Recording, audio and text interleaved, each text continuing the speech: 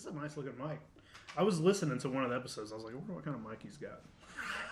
I need to get a... right now I can only run one channel at a time. So I want to get a new audio interface. Yeah. Because I've got like a couple other mics. But, baby steps. I use a Shure MV5 for mine. And I just... We do ours through like Skype. Mm-hmm. I just Skype in to them and they record it like on a secondary. I don't know what he uses to actually record it with, but I just use a little Shure. It was the microphone I bought because it would plug into my iPad whenever I first got it because I wanted to just mess around and record stuff, and it works fine. Oh yeah. Your podcast, Yes Have Some? Yeah. Yep. Like in Rick Moranis. Yeah, well, whenever we started it was right when the Ghostbusters 2016 remake was about to come out. So we were like heavily talking about Ghostbusters a lot. Which sounds very dumb. Whenever anytime anybody asks me, like I'll be at work tattooing or something and it will come up. Anytime I have to explain the podcast, it sounds very stupid to me because I'm like, we talk about Ghostbusters a lot. We really love Ghostbusters. A lot of our friends are Ghostbuster people. We go to Ghostbuster events, and we were like, nobody was talking about the movie, so we just started talking about it. And we're not exclusively Ghostbusters, but we talk about it a lot. Right. But to the point where like we got invited to the premiere of 2016. Oh, nice. Yeah, I was like, oh, people listen, I guess. So it's very weird. We're not just Ghostbusters now, but we're going to we're going to Toy Fair this weekend, which is... What is that exactly? Toy Fair it's a convention. They have it in New York every year, and they have for like the last 30 years or something. Mm-hmm. And it's like it's a convention for all the major toy companies like NECA, Kenner used to do it, Hasbro, just any toy company. They set up booths and they unveil what's going to be coming out throughout the year. Like if there are any big movies coming out or whatever, like there's a new Ghostbusters coming out.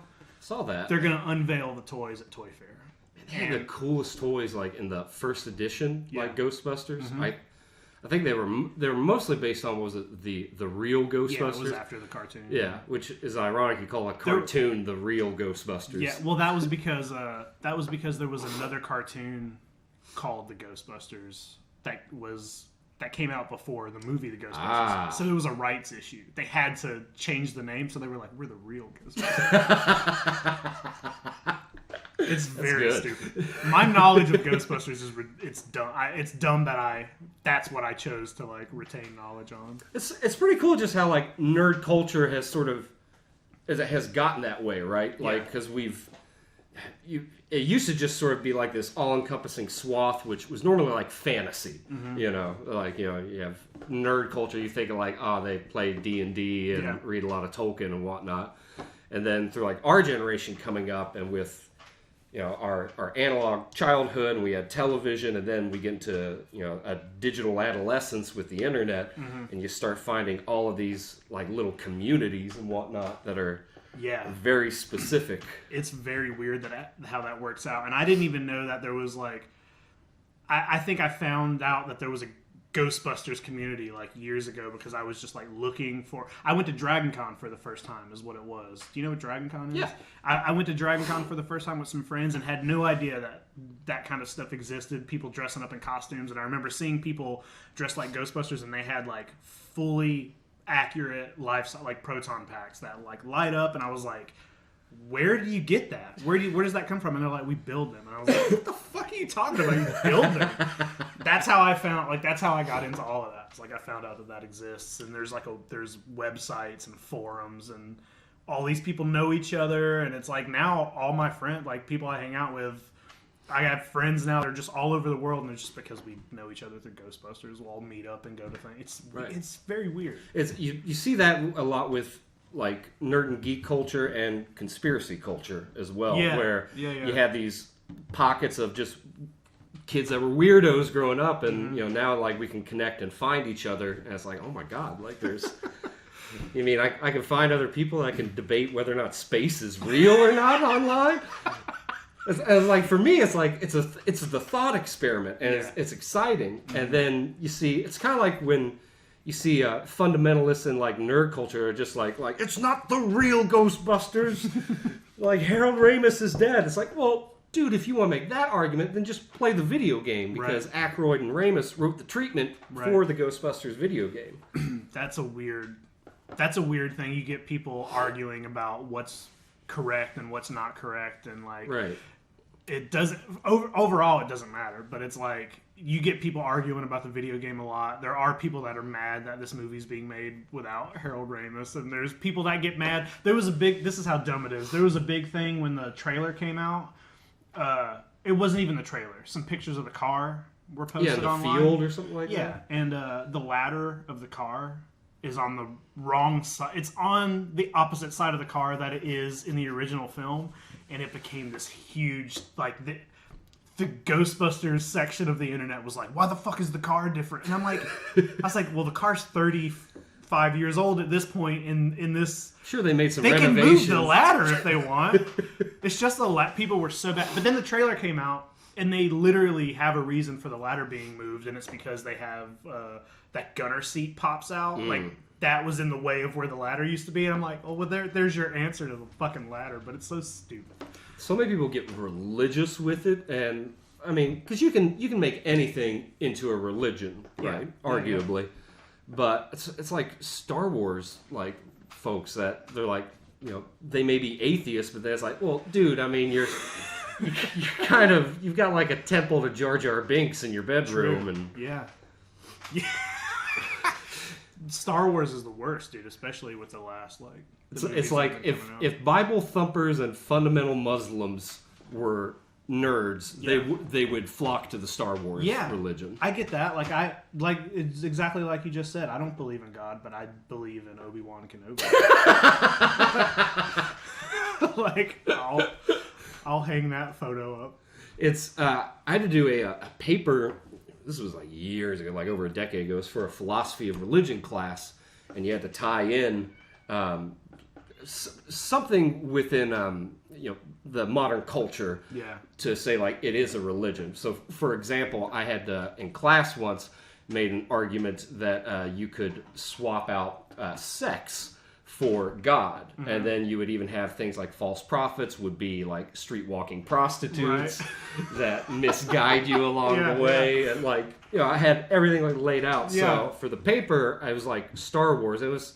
I don't think episode 3 had come out yet. Okay. So Jar Jar Binks was definitely, unfortunately, in there. He was in there. Who was the other guy? It's like Wazzo or something. Watto. I love Watto. He's so dumb. He's like I recently went back and watched right before episode 9 came out and went back and rewatched all of them, and it's the first time that I watched the prequels in a very long time. But Watto is like there's so many weird things they do in those prequels, and Watto is one of the weirdest. He's just like that big blue slave owning he kind of looks like he got fired from working for Jim Henson. Exactly. And he's like, what am I to do? I need work. There's something about him though that I'm like, I'd watch a Watto series. I'd watch like a sitcom. Animated. Yeah. Disney Plus puts out a Watto TV show. Oh God. I'll watch that. Welcome back to Watto and Friends. What am I doing? My daughter, she goes on first date tonight. What if I take her to planet outside of Star Sector?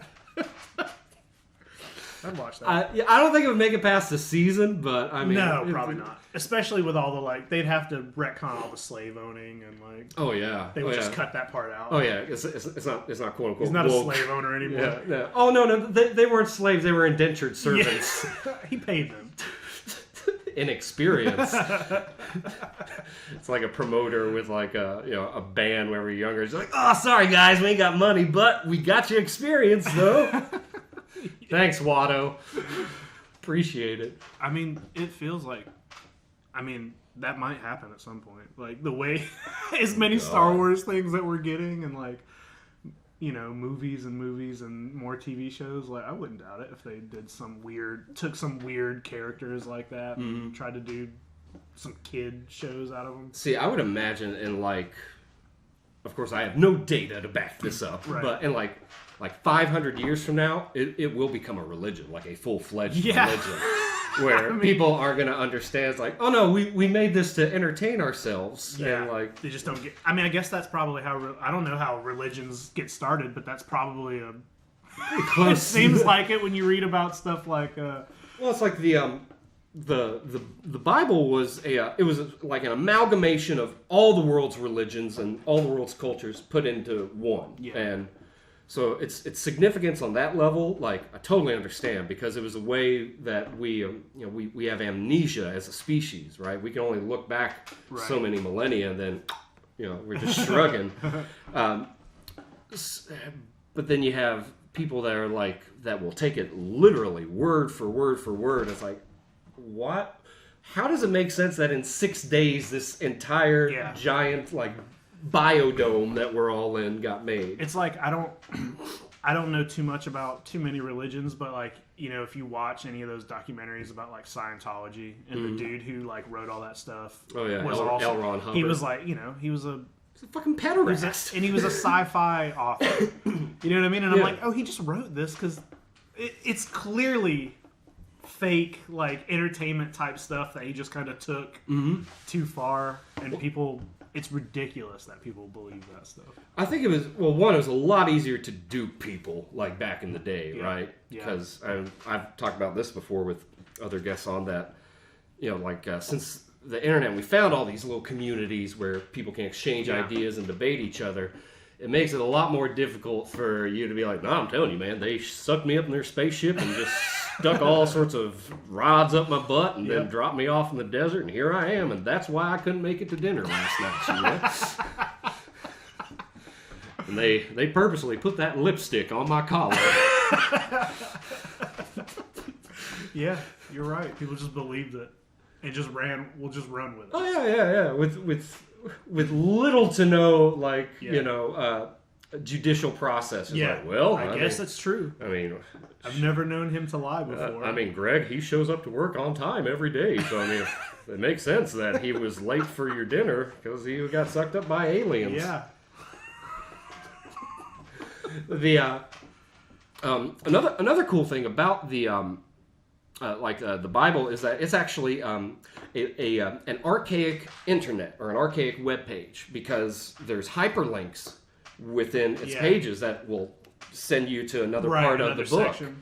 Yeah. So I mean, it's not like you can like press your finger down on the page and then it'll flip by itself. But still, it was like a way to interpret the world and to be able to self-reference itself back and forth. There's something like 65,000 like URLs, archaic URLs, but within the Bible itself. Have you read it? Have you read the Bible? I went to Catholic school for 7 years, so we read it a lot. I've never and never will. It's cool. It definitely is, and like there are things that like on a philosophical level that like you shouldn't do something to somebody you don't want done to you. Yeah, you know what I mean. I think my problem is it's normally just fundamentalism, so whenever people want to force a belief or dogmatic way of thinking on you, that's normally when I have a problem. And on top of that, whenever you have ideologues come in, then it becomes a supremacist ideology, right? So then you have people who are just like, well, if you don't agree with us, then you're the enemy. Right. And it's like, I don't think that's the most logical way to approach how we move through life and deal with other people and their beliefs. Right. I've always just kind of stayed out of, like, religion and politics have been things that I just don't care about. Right. I have seen, I don't know anything about politics. I don't know anything. Orange man bad, orange man good. I'm so, like, ignorant to the whole thing. And I know some people are like, well, this is the country you live in. You should learn all that stuff. And I'm like, I don't give a fuck. Like, I just don't give a fuck. Yeah. I personally, the things that have happened to me throughout different presidents feels exactly the same. Like, I explained this to somebody one time because they were asking me about voting, and I was like, I've never voted. I'm never going to. I don't think it's fair for me to vote because I don't know it. I don't know anything. I'm uninformed. I'm not like informed about any of it. And someone was like, someone told me like, oh, that what you just explained to me is like the biggest example of like white male privilege I've ever heard. And I'm like, I agree with you. And that's awful that that's the world we live in. But I'm not going to get sucked in. I'm not going to, like, I just don't care. Well, if you go into some, same thing with like religion or, politics, if you go in without having some sort of objective understanding, right, then I think that's when you have fundamentalism like sort of come to a head. So, for example, I'll tie it in. If you're like, say, like 13, 14 years old and you've never heard about Jesus. Yeah. And then somebody takes you to a fundamental church. Now you can become radicalized because in your teenage years, you're looking for something to rebel against to find autonomy. Right. Normally here in the buckle of the Bible Belt, it's the religious institutions that you rebel against. However, if you've never been introduced to them, and then in your rebellious stage you are introduced to them, now how do you think you're going to rebel? Right. So I think with politics as well, that's like me, like I don't give a fuck about the party. Like I'm all about like, all right, well, no matter what, it's a flawed system. It's always going to be because it's made by men. We are flawed. Yeah. It's just how we are as a species, right? So if you're coming into this and with those people are like, well, you should go out there and vote. What they mean is you should go out there and vote like them. Right. And that's bad to me. Yeah. It's because, well, there's a South Park about it where everybody's trying to get Stan to vote, and they finally convince him, and then Kyle's like, whoa, what? Who are you voting for? He's like, I'm voting for douche. He's like, well, you're supposed to be voting for turd sandwich. So it's like, they don't care about your opinion. They just want that extra vote. Yeah. So, like, I see, like, folks that, in particular, it's not so much down here in the South, I think, because, one, we know the religious right is kind of dominating it anyway, and so those of us that are of the intellectual variety are usually pretty passive about it. Just like, whatever, But then you see, like, more metropolitan areas where, like, people are like, we're going to take to the streets and, like, we're going to wreck shit. It's like, all right, well, what are you trying to solve? Yeah. It sounds like you're just trying to make a scene. People just want to wreck shit. Yeah. It's like, all right. In the name of this thing. Yeah. So it's like, so you wanted me to vote like you, and this is what you plan to do about it. Okay. No, I'm good. Yeah. So, personally, I think that you choosing not to vote or just being like, what fucking difference does it make is a better approach than someone who just wants you to vote like them or just wants to see, quote unquote, their team take control of things. I can understand, like, I mean, I have plenty of friends who are like very political and they will post about it or talk about, who is better for them or whatever and how important it is to vote for those like issues. And I completely agree with all that, but I'm just like, I don't know what all these things are, and I don't have enough time in my life to care about those things. I just don't. I'm like, I'd rather not get into, like, people. So many people argue about it, and it's always just like a point of, it just seems so stressful to be into politics, and I'm like, I have one life. I'm going to be ignorant of that shit, and I'm going to watch movies, and I'm going to try to enjoy as much of the time I can. And I mean, maybe it is like a white male privilege that I'm able to do that, but I'm going to, whatever. I don't think so. I think with something like that, it's it's not a popular opinion, but I think that's a racist point of view that mainstream culture is sort of put on. Yeah. It's this look of like a 19th century or early 20th century world and then trying to attribute it to the modern landscape. So I think that there are things that are privileges that it's almost always about not socioeconomic, but just economic. So if you go to like a state like West Virginia is like 98% white. The poverty rate there is like one of the highest like in the country. Yeah. So the argument of white privilege, let alone male privilege, kind of doesn't fit the data there, right? So it's the same way if you go to communities that are like where whites would be the minority, you're still going to have people in the community that are more privileged than those that are not. Yeah. So I think like once you start like sort of sifting through all the PC bullshit that they're just memes and headlines and talking points, you actually start to look at it, then you can start to see like, okay, well, maybe this is a little more complex than what we're just seeing on the surface. Right. And like you said, especially when you start getting into these pissing contests with people online of all things, like there's no tone online, so people are inferring whatever tone they want your text to have. Yep.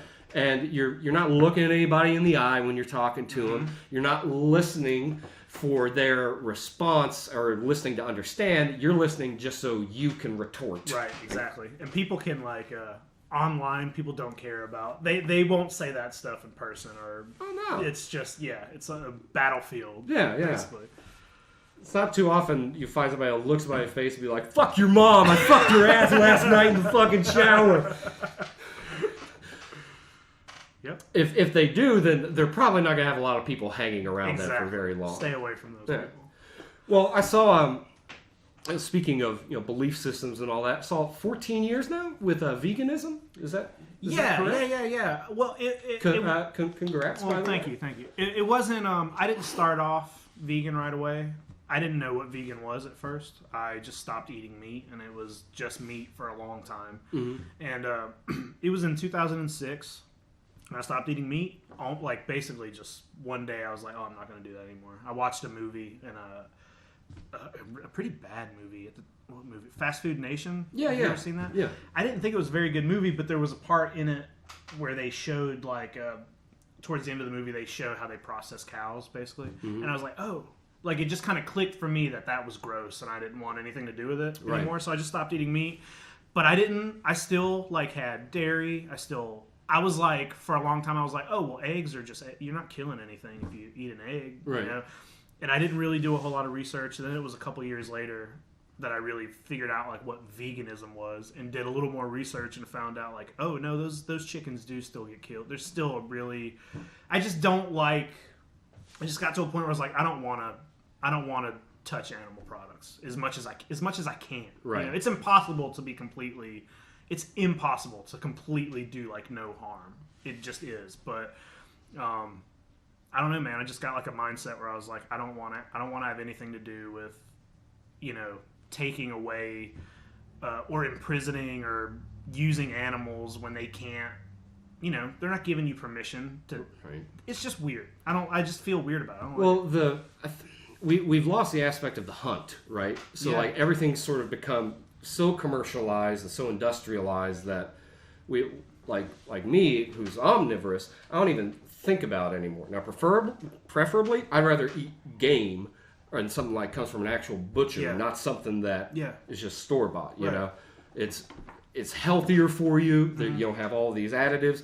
Plus, it's harkens back to a time when that's how you had to survive anyway. For sure. And it's only in the modern American landscape that something like veganism as a ideology because people didn't know. I think we've evolved as a species, and we know now where our nutrients come from, where all that stuff. People who all the the protein debate and all that kind of stuff. We know now that we can get everything from plants, and we know how to extract that, and we know how to get it. And my belief is that if we know how to do that without causing other things pain, why aren't we doing it? Why? Right. I get the hunter thing, and I get people who like to only do that because it is better. It's better than the other option. Right. But I just feel as people, if we're to the point where we know how to survive without causing suffering, just why aren't we doing that? Right.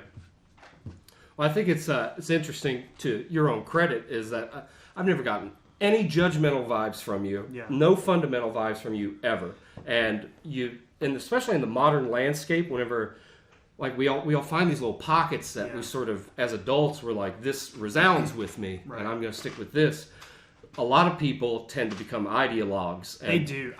That's why I don't talk about veganism a lot. I don't post that I'm vegan a whole lot, and that's kind of why, because veganism has a really bad there's a really bad stigma behind it, and there are a lot of people who are in your face about it and will be really rude to you, and make the rest of us look bad.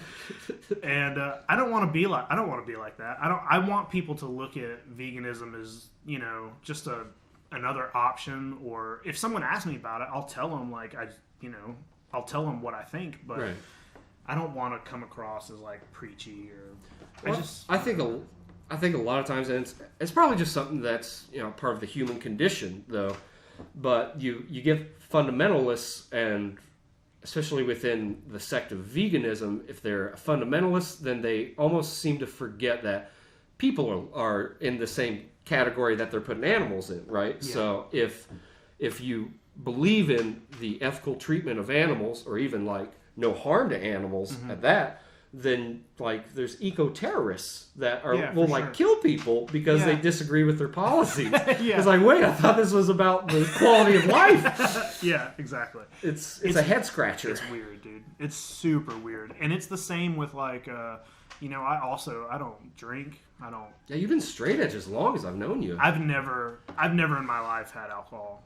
Don't. I mean, I won't.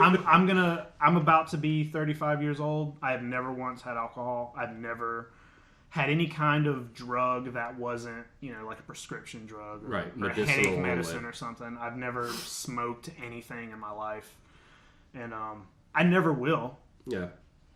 Almost all my friends do, or or at least drink. There aren't many people. I think I might know maybe 2 other people who've like their whole life have never done those kind of things. Right. Ben is one of them. Yeah. But I don't fucking care what, like, that's just not for me. I don't want to do it. Like, I have my own personal, I don't care what other people do. You know what I mean? Like, obviously, like if I'm looking for like a partner or something, I'll probably be a little more specific for some of it, but I feel like it's ridiculous to expect to find other people who, are vegan, don't drink, don't smoke, it's a lot of stuff. Right.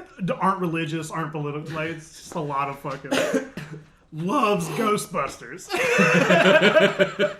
It's a bunch of dumb shit. Sorry, you've only gotten 8 of the 12 requirements we have.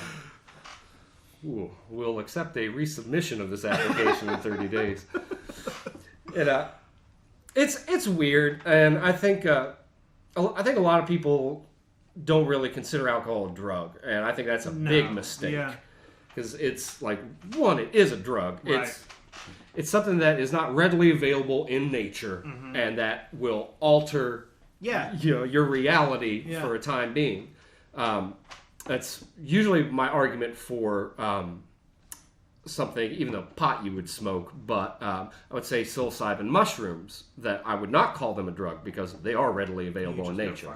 Yeah, and it's not something that you're gonna take as like a party drug or anything like that. It's something you take to bond with the earth and with life itself. Yeah.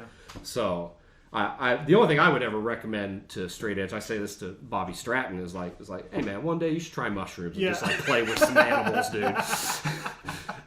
Like you'll have the best day of your life, man. But I mean, for the most part, I think it's, especially here in the South, man, because like I catch flack from usually my conspiracy and political beliefs from like people that are more liberally minded, and usually for my conspiracy and drug beliefs for people that are religiously mm-hmm. minded.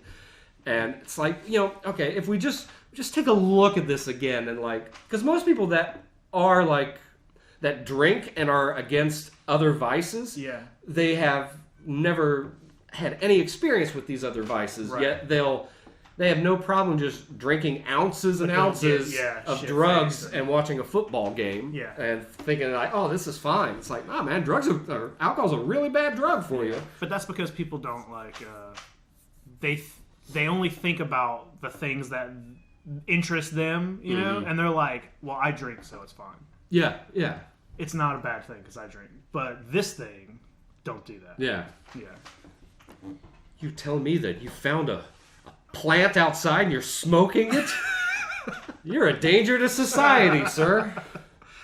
It's fucking ridiculous, though. Yeah. So, let me ask you, the new Jurassic Park movies, compared to the first one, what you got? None of them compare to the first one. No. None of them compare to the first one, but I think the first Jurassic World that came out,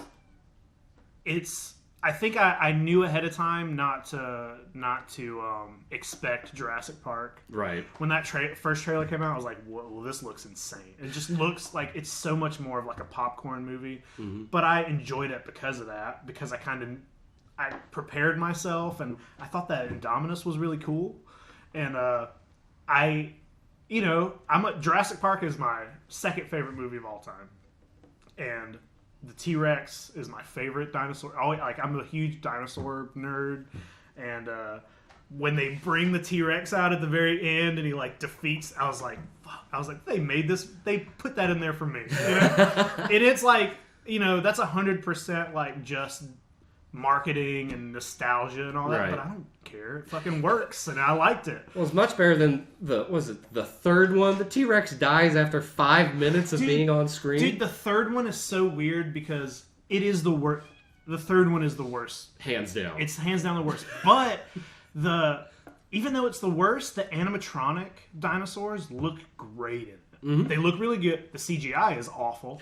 It's the one Jurassic Park movie with the worst. It's like the first one was really good. The second one was still really good. The third one had really bad CGI, and then it gets good with Jurassic World. But it's like the animatronics look cool, and then they also like did this thing with the raptors where they made them all look different for the first time. Like each of the Velociraptors in Part 3 look different. Some of them have feathers, which I is saw that. Scientifically accurate, and that's one thing that some people like just paleontologists basically have a problem with the Jurassic Park series, because when the first Jurassic Park came out, it was very the first Jurassic Park was like responsible for kind of pushing paleontology forward, and it was at the time it was very scientifically accurate, and it had it changed the way people thought a lot of dinosaurs looked, because they were using actual paleontology and people who worked in that field. Right.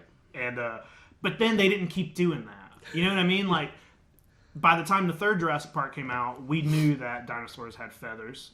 That's a fact. That is a scientific fact. Dinosaurs had feathers. Velociraptors were the size of a chicken. Yeah. They looked like little chickens. And we knew that, but Jurassic Park, they can't change, you know what I mean? Because in that movie, those aren't real dinosaurs. They're genetically engineered. Yeah, the Velociraptor was modeled after the Deinonychus. The Deinonychus and the Struthiomimus were like these like larger, almost ostrich-sized dinosaurs. That dinosaur was discovered like the year Jurassic Park came out.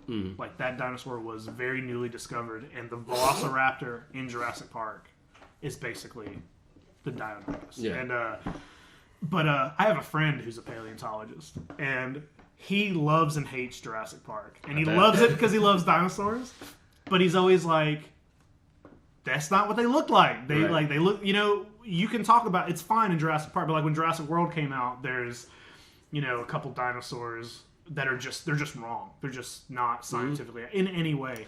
I came across this.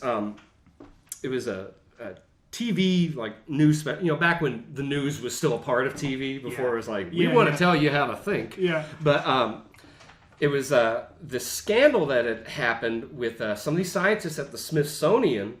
Like National Geographic had brought to them this quote-unquote species that was found. It was kind of like an Archaeopteryx, but it was not an Archaeopteryx. Right. But the scientists at the Smithsonian, these other, what do you call it? Paleobiogeologists, had taken a look at this, and they're like, this is one of the most beautiful frauds we've ever seen. This particular skeleton was made up of something like 18 different species. Yeah. Even like the feet on it, what they did, it's really cool if you think about how much effort they put into this. They took the foot of one larger animal and broke it, and broke every bone in half and made 2 feet out of it. So they sent it back to National Geographic with, hey, you guys got hosed. Yeah. This is actually not, because it was like a full feathered dinosaur, right. that they argued that it didn't show any reptilian other than, I guess, sort of like the structure of the skeleton itself, but everything else was air sacs, hollowed out bones, all of this stuff, like a bird. And National Geographic put it on the front cover of their page of a new breakthrough species was discovered. Dude, that happens more. So there's another dinosaur that was discovered a couple years ago called the Dakota raptor, and it's basically like a large velociraptor. Like there's a bunch of raptors that are all very similar, very small differences. But somebody found one, and it's pretty large. It's like a pretty probably like Jurassic Park size, I think.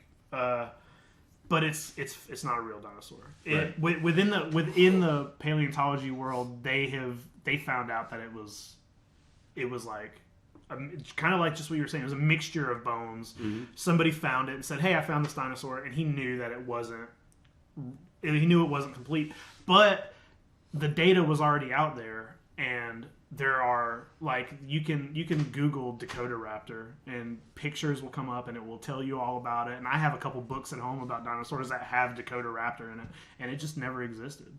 But it's like it's a lot harder to retroactively. Yeah, you can't. It. Yeah, they don't care about that. Like it got put. The guy was like, "Hey, I found this Dakota raptor. Here's all the stuff," and he put it out there, and it's out there. There's nobody saying like, "Pull that down." That's not. You know what I mean? It's just like that happens a lot. Because paleontology is just like any other science. It's like it changes all the time. You know what I mean? It changes constantly. There's things they can find one little thing and be like, "Oh shit, this is completely." Last year they found out that the Spinosaur. So Spinosaur, the dinosaur in Jurassic Park 3, the one that kills the T-Rex. Right. You know, there's a whole scene where it's like swimming towards the end, and for a long time, it's been just widely known as a fact that they could swim. And that they hunted, and then somebody found last year that they think this isn't fact yet. They're not sure, but they found another specimen, and they think that the construction of the skeleton used like juvenile bones for the front arms, like they not on purpose, but they think it was put together wrong. And they were like, the guy was like, the way I think it was put together would maybe show that it couldn't swim in the water.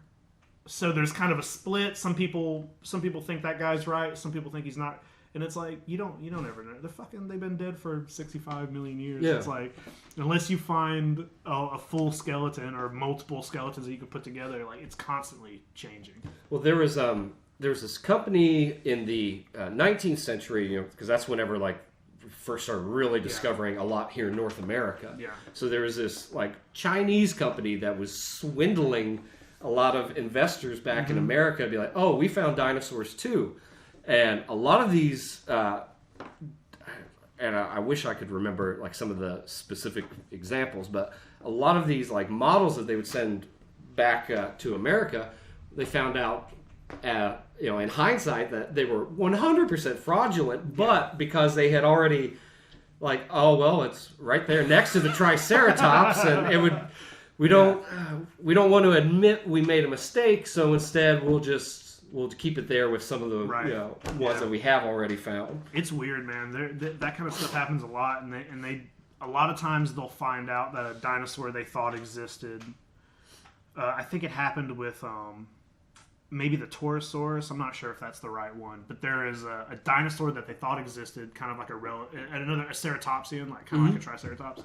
But then, a couple years ago, they realized, oh no, that's just a juvenile triceratops. Right. So you just got rid of a whole dinosaur because it's just a juvenile of that one. I've seen somebody had tried to make an argument with monoclonius to rhinoceros, and they. Yeah. It's oh no, the rhino evolved from the monoclonius. Yeah. It's maybe, call me crazy, call me skeptic, maybe there's more than one horned species that is a quadruped, It's weird, man. It's a weird field. I've learned so much from my friend Antoine, who I met him because he has a full bodysuit of dinosaur tattoos. Oh, nice. And I just found him on Facebook or Instagram and started tag. Anytime I was getting a dinosaur tattoo, I'd tag him in it or something. And we just became friends. And he was like, "Hey, he had half of a leg open, and he didn't like the artist. He wasn't getting along with an artist. He's like, "Hey, do you want to do it?" And I was like, "All right." So dude lives in France. Oh shit. He comes over to the United States once a year, and now I've tattooed a whole leg on him, That's awesome. But I learn about he's always talking to me about stuff. I'm like, dude, I don't know what you're talking about. Like he'll start hitting me with all these big words, and I'm like, I'm not a paleontologist. I was like, I know more about dinosaurs than most people, but I don't know what you're talking about. Dude. Right. It's pretty wild. Yeah, it's weird. Yeah, it's cool though. So how's the album coming? Being a one-man band, you may be the only other dude I know that is within like a 50-mile radius that is also arguably a one-man band. I don't know how to when I got my iPad. So I bought an iPad because like I needed it for work basically, and then it comes with GarageBand on it. Right. And I was like, oh, look how easy this is. Like when we were in like SK and like when the Vow was around and shit like that, like you had to pay a lot of money if you wanted to record anything. And it's like now if I was in an actual band, I could set my iPad up with this microphone, hit record, and it would sound pretty good. Right. So like when you get GarageBand, and I'm like, whoa. I'm like, I know GarageBand's not like a real... It's still a DAW. Like I've known a few friends that like they swear by it. I don't know anything. I don't really know anything about like recording or home record or anything. Like I bought a fucking iPad. It's got GarageBand on it, and I figured out how to like use it. And I was like, I'm just gonna start recording stuff. And I think the first thing I recorded was like I made one of the songs on that album that I sent you is like a full piano version of a song that we were gonna do in the last band I was in, and the band never like worked out. Right. And I always really liked it, so I just like figured it out and recorded it, and that's just what I've been doing because it's like I don't know anybody who either has the time to be in a band or wants to like do the kind of music that I would like to do. Right. So it's like the only other option is to just do it yourself. Yeah. And I don't know how to play a whole lot of instruments. I can like figure stuff out on a guitar. I could figure stuff out on a piano. And the music that I recorded on there, it's maybe not exactly what I would, if I had a band, it would probably sound a little different, but that's because I don't have electric guitars or like a drum set. I'm doing it all like all my drums are digital, and it's like I got an acoustic guitar and I just have to kind of like make do with it. So it all kind of is like acoustic-y and piano-y because that's what I can figure out how to do. But yeah, dude, I've been working on that. I never intended to like put a album together. I was just like, I'm gonna record some stuff here and there, and then like I didn't really like do a whole lot of writing after not being in a band. But then like when sometimes you just want to write something, or sometimes something happens in your life and you write about it, and like it just started. I started like looking at all these weird little. Some of those things were just things I was bored and I would start recording. But then when I started putting lyrics to it, I was like, oh, this all kind of goes together. This is all. Half of it is like pretty personal stuff, and then half of it is. I realized that half of it was personal, and then that half of it was just like Shakespeare. It was like references to Shakespeare and stuff like that. I'm like, oh, I'm just gonna put all this together, I guess. I found that being sort of like the one-man band is I get a bigger payoff from it whenever I finish something. Yeah. Because it's like you said, let alone finding people that you don't have to like compromise with anybody else. Yeah, exactly. Like... And I've had that before with people that they're like, oh, we should be in a band together. In my mind, I'm like, bro, nope. You poor bastard. You haven't gotten my ego at full volume yet. But yeah, of course I'm like, oh, yeah, sure. Usually what I'll tell people is that I don't know about being in a band, but like anytime you want to like jam, just improvise, like, I'm totally down for that. Yeah. But I would come across people that they'll see or hear some of the ideas that I've been working on for like years, and I'll be like, oh man, like we should totally do this. It's like, ooh, cool you jets, buddy. You ain't gonna just come in here and latch on to something, because especially like some of the stuff I do, like your digital drums, digital piano, all this, like you have to build all that stuff individually. It's not like I'm just dropping in sample loops, right? So, I mean, especially for, like, a lot of my records, like the drums,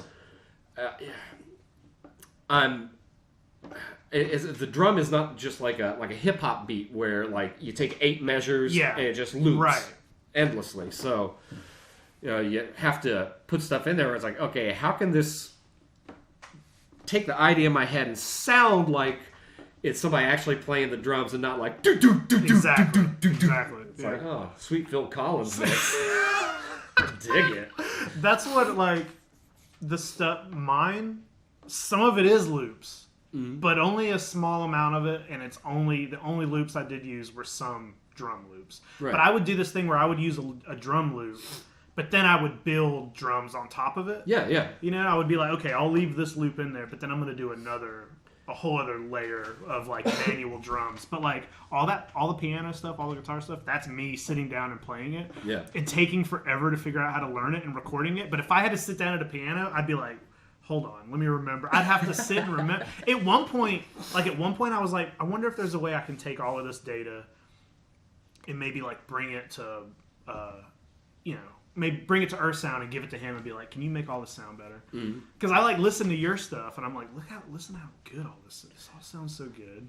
But I know you've done most of that yourself because I asked you about it. Yeah. But usually the drum samples, we'll use Lee's samples as opposed to mine because he's got like almost 2 decades worth of drum samples that are his, from bands that have been in. Right. So you can use programs like Trigger, used to be Drumagog, I don't know what it's called now, but it'll pretty much take the MIDI note that you have and then whatever the velocity of that note is, and it'll play. You can add in like with one bank, something like 16 samples just for this like snare. Right. So that way it's not going to sound like the same snare every time.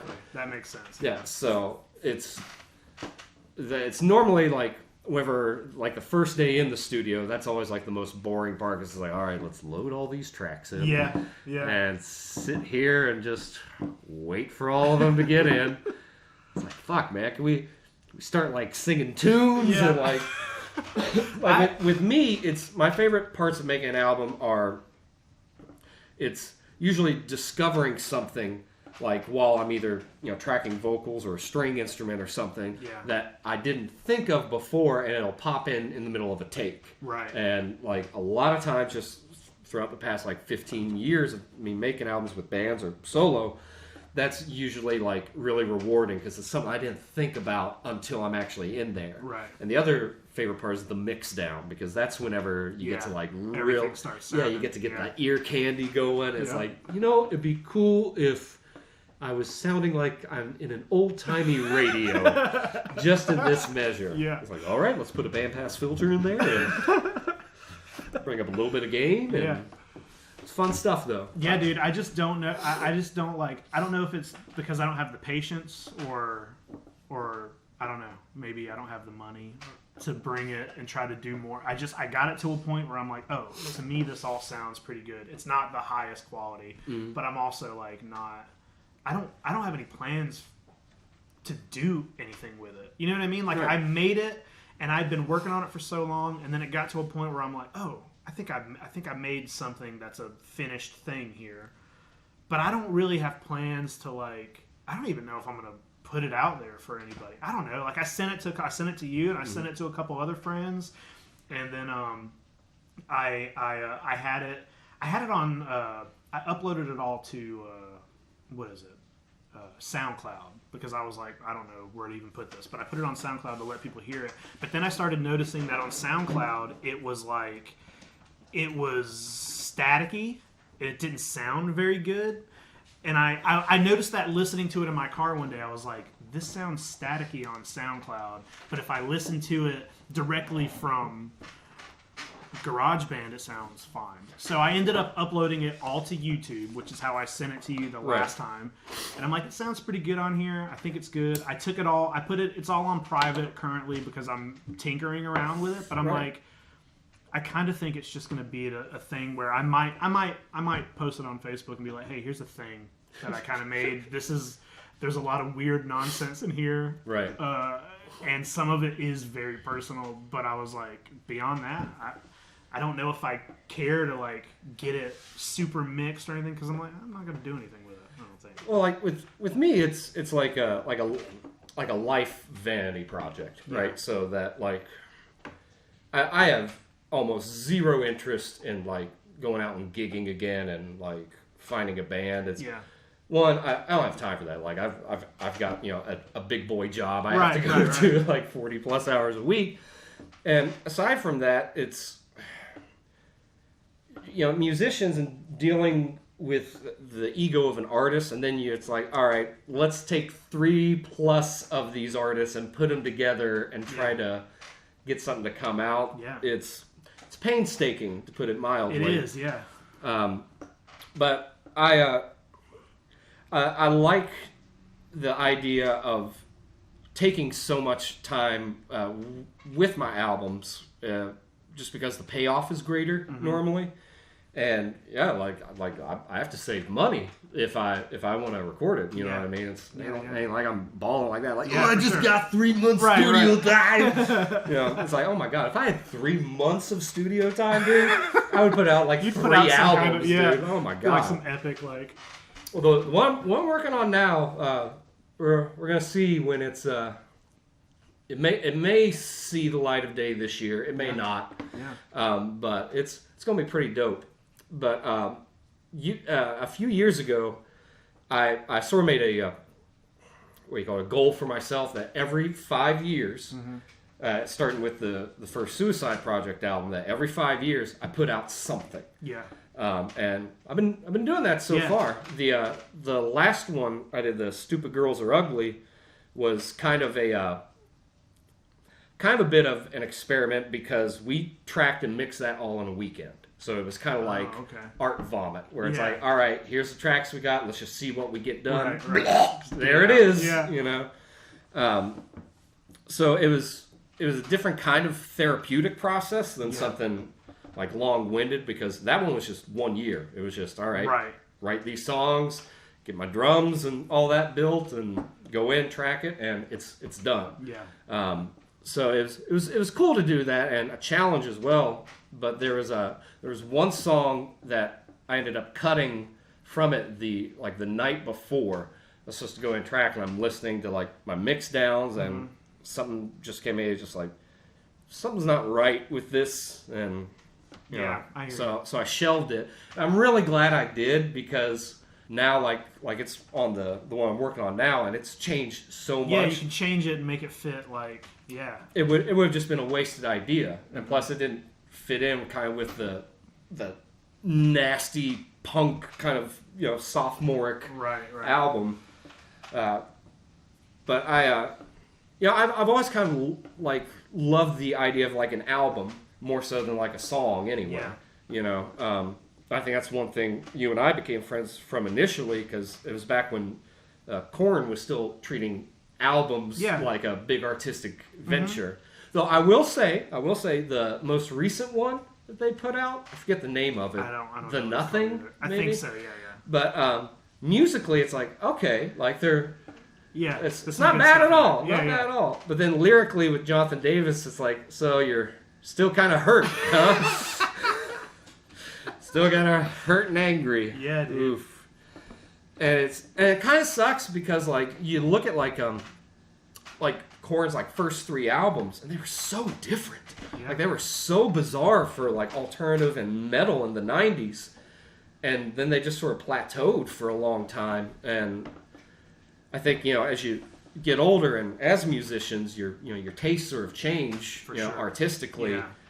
And then it's just not, I don't think that his lyrics sort of evolved past Follow the Leader. Dude, a lot of those kind of like, I feel like a lot of the music I was listening to like in high school, or when I got out of high school, and when I was in a band, a lot of that stuff, it's like, sometimes if I listen back to it, I still love a lot of it, but sometimes I'm like, these are grown men.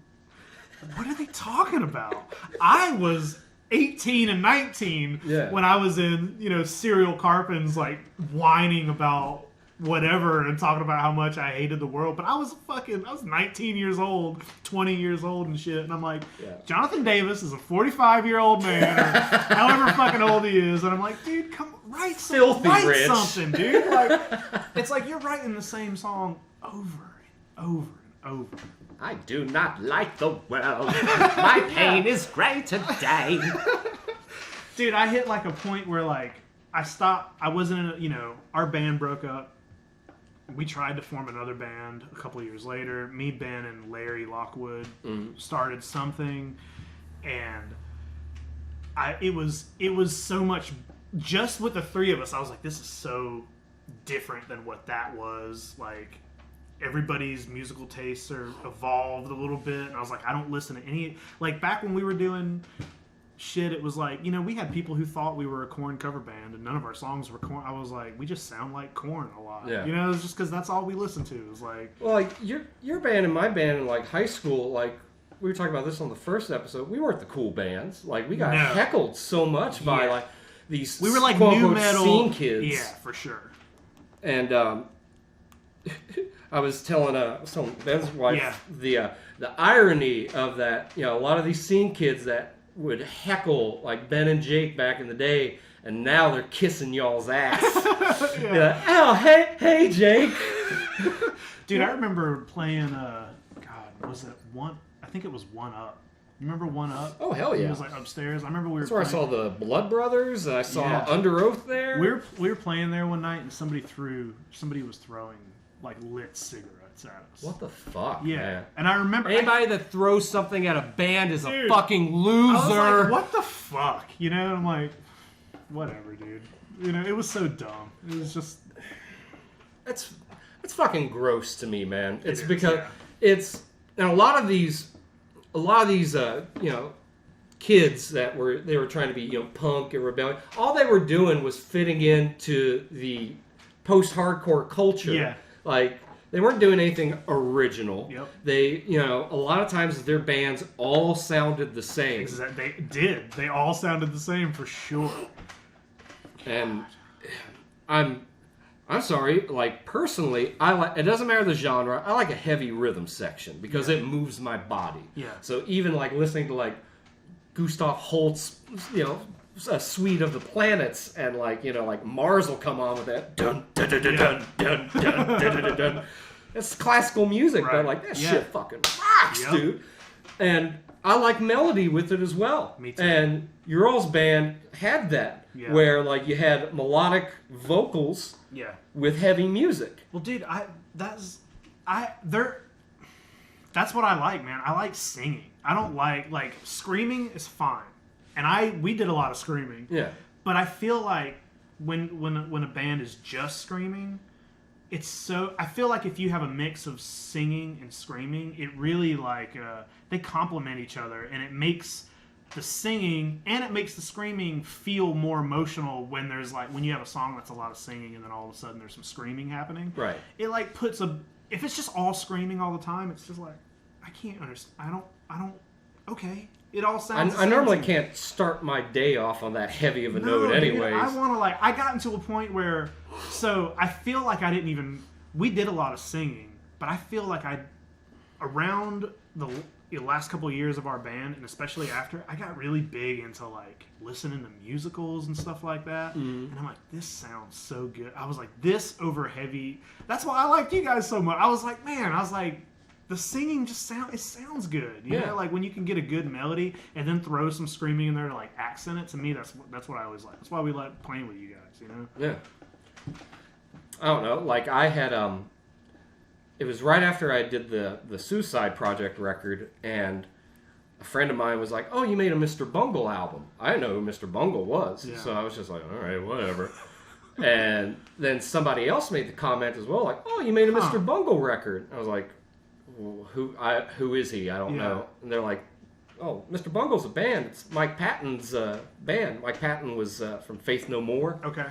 And there's an album they did in 1999. It was their last album. It's called California. And the genre will change song to song, and sometimes it'll change in the song itself. Right. And whenever I heard it, I was like, this is the album I always wanted somebody to make. Yeah.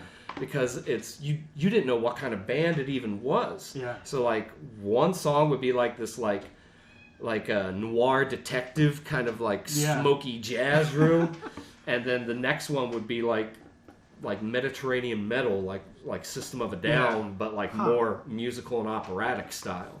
Were they a full band? Oh yeah, it's 5 dudes. I was just wondering if that's kind of a product from doing everything yourself, because I feel like the stuff that I put together, some of it that sounds so completely different isn't because I was like, I want this one to sound. It's just like when I start messing around and recording stuff, and you're kind of limited to what you have in that, garage band or your guitar or whatever. It's like I put together something, I'm like, oh, this sounds so weird and different than that. Right. And it's not like on purpose. It's not that I'm trying to make something where everything sounds different. It's just how it turns out sometimes. Yeah. Usually with me, it's just about like ideas, and then like they'll sort of like grow like weeds, right? And sometimes it'll connect to another idea and be like, oh, I can use that part with this part, and like that's how like a song will be structured together. And then other times it'll just sort of be like a guitar riff, and it'll be like, all right, I love everything on like this guitar riff. Now let me cater around it and build something. But it's very rare that it's ever like, I know exactly what I'm doing here, and we're gonna go. It kind of ruins the. I almost like makes it inauthentic in a way if you're just going in and sort of you know exactly how the song is going to go as a listener from the time it starts. Right. Because then it becomes sort of formulaic, and like I tend to not enjoy that music. Normally, and it's not saying formulaic music can't be enjoyable, but normally if you know exactly how a song's going to go, then there's a very small window of songs within that category that you're going to latch onto. Yeah. Versus if it's something like the most famous of them all, Bohemian Rhapsody, where like it's this phenomena that has, like, in my opinion, it's the greatest rock and roll song that's ever been written, is Bohemian Rhapsody. Chop Suey may come in second place.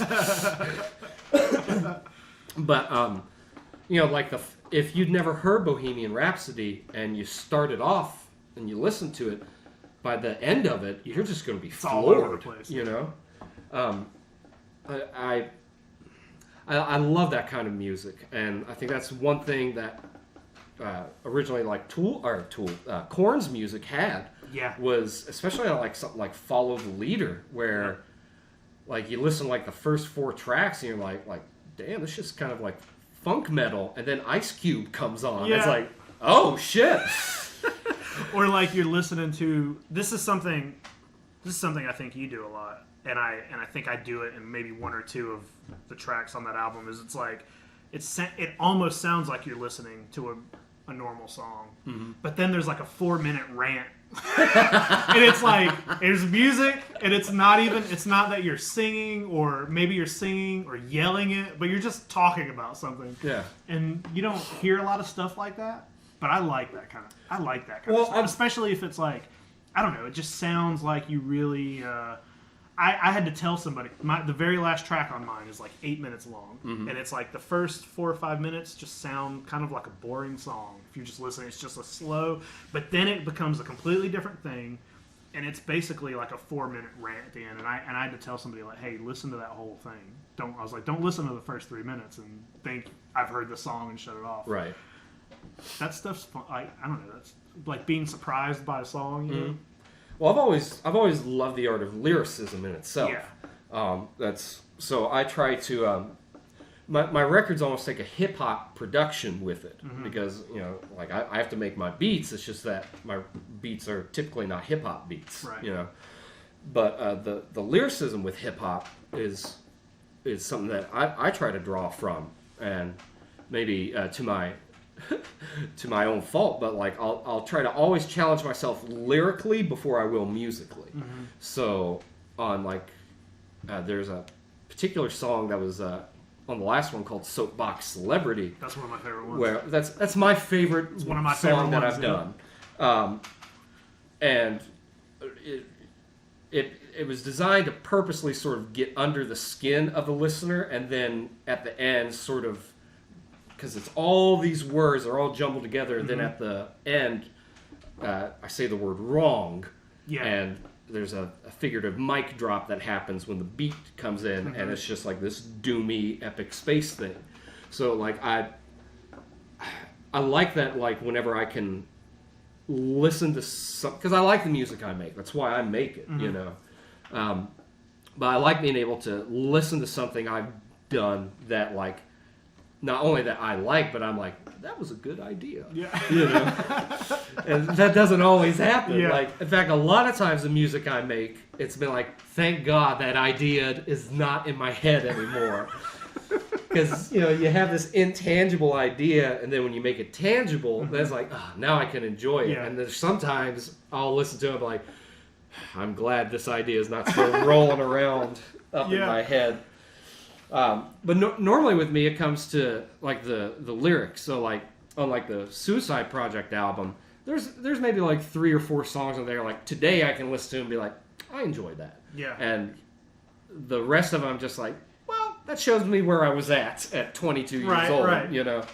But like I look at like, you know, some of my favorite lyricists were, you know, Marilyn Manson, Isaac Brock from Modest Mouse. I love him. Zach De La Rocha from Rage Against the Machine. For sure.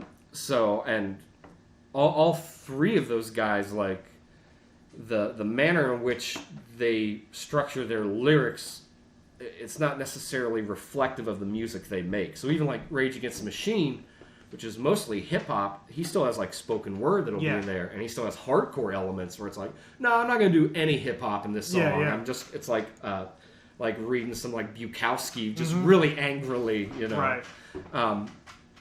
And, you know, Marilyn Manson, you know, like, when I was younger, it was so controversial, more so on the image, but, like, I ended up, I guess, quote-unquote, converting a lot of people that were, like, you know, diehard, you know, religious fundamentalists in high school were like, you know, oh, that's evil. He's devil worshipers. I'm like, man, did you listen? He made an album talking about how the Antichrist would rise up through the guise of Christianity and American politics, and like it should be like right up their alley, right. Lyrically speaking, But anyway. Just the look of it, keeps them away from it. Yeah, and so then you listen to something like Modest Mouse, you're like, oh, that's really pretty, and then you start reading some of like the